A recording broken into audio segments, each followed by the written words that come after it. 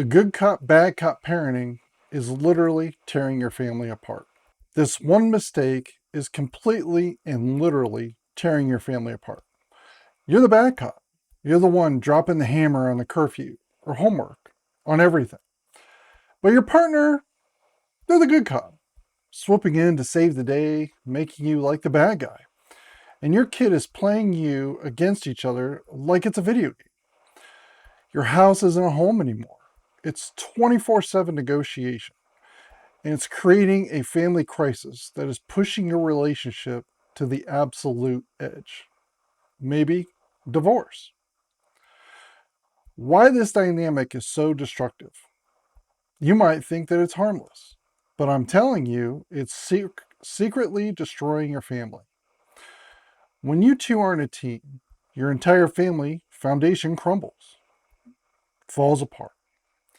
First, your kid is living in total chaos. That's right, your kid is living in total chaos.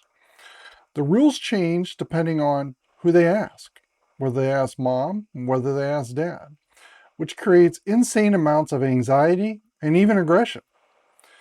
Now, this can be construed in with both normal parents or people that have been together the entire time or step parents. However, kids learn that the rules are just suggestions to them, that they can be broken if they argue enough. So, this is how you accidentally create an entitled kid. It's not their fault. You've taught them to do that. You've taught them that no is just a, well, maybe. Second, you're sabotaging their future. Yes, you're sabotaging their future. If they're never allowed to fail because one parent always saves them, they never learn what the possibility and responsibility really is. They miss out on the most important life skills, that self-control and accountability. They start thinking freedom is a right, not something they have to earn. And this is a big problem. And I see it more and more and more. And the last one is the most insane part. It drives a giant wedge between you and your partner. The bad cop feels completely alone and furious. The good cop thinks you're a monster, thinks you're an asshole. You stop being a team and you start being enemies, creating distance. And it's exhausting. It is mentally exhausting for everyone. If this sounds like your life, don't click away from here and keep watching. You're not alone in this. I'm going to help you fix it, hopefully. Hit that subscribe button right now because we're about to put your team back together, hopefully, and bring peace to your home. I've been through this myself, so I understand it. How to reclaim your united front, the foundation back into your house, really starts with you and starts with being partners. The good news is you can 100% fix this. It's going to be hard work, I'm not going to lie to you. But I'm giving you 2 steps that will change everything. First, you have to schedule some form of, call it a united front, meeting with your partner. No kids allowed. And I mean, not even in the house, because it could cause an argument. But you have to work through it. So, no kids allowed. This isn't about blaming each other for past fights. The only goal is to agree on your family's top 5 non-negotiable rules. Again, top 5 non-negotiable rules. Whether it's curfew, screen time, chores, write them down. Each person should write down 5. This is the secret weapon you've been missing the entire time. Second, you're making a support or defer pact, okay? Support or defer pact. The rule is simple. Whatever your partner says in front of your kid, you have to back them up. 100%. 100% of the time. Even if you think they're wrong, if they say, no party. That's right, no party. It's a struggle. I know it is. But again, if you say no party, they have to say, that's right, no party. You can argue about it later in private, not around them. This breaks an unbreakable wall to your kid. It's impossible for them to divide you anymore.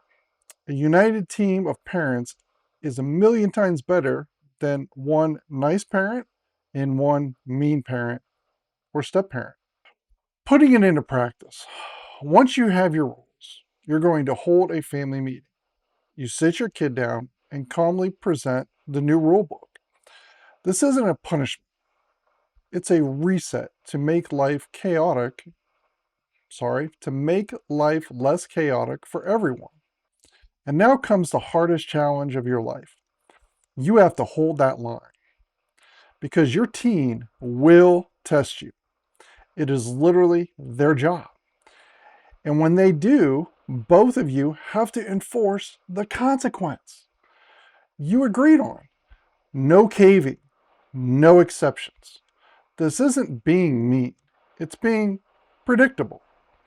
A kid who knows exactly what to expect feels like 1,000 times safer than a kid in chaos. Over time, this consistency will rebuild everything. But again, it's not easy, and it takes both, not just one. Let's be clear. Good cop, bad cop isn't a parenting style. It's a friggin' disaster. It makes your kid anxious, it makes you and your partner enemies, and it throws your home into complete freaking chaos. But committing to these steps by talking to each other, creating a united front, and being incredibly consistent, you can end the war.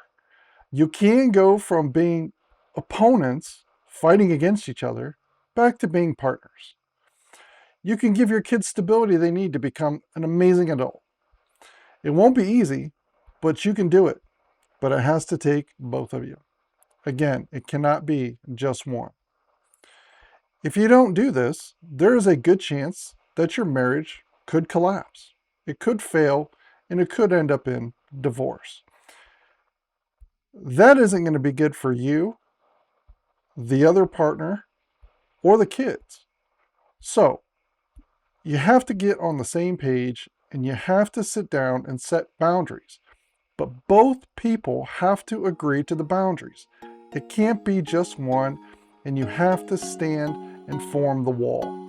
If you don't do this, it's not going to be good. But for now, thanks for watching. Click and subscribe if you haven't done so already, and I have more videos coming for you. Have a good one.